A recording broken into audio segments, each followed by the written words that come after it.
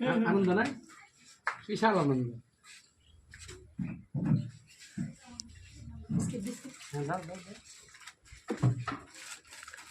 দুটাকে দাও না আপনার দুটো মেয়ে আছে না হ্যাঁ দাও হ্যাঁ একটা দাও একটা দাও ওয়াইফ আছে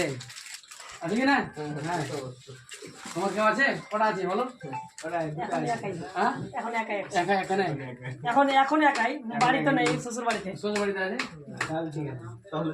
আরেকটা না দিদি ঘাবড়াও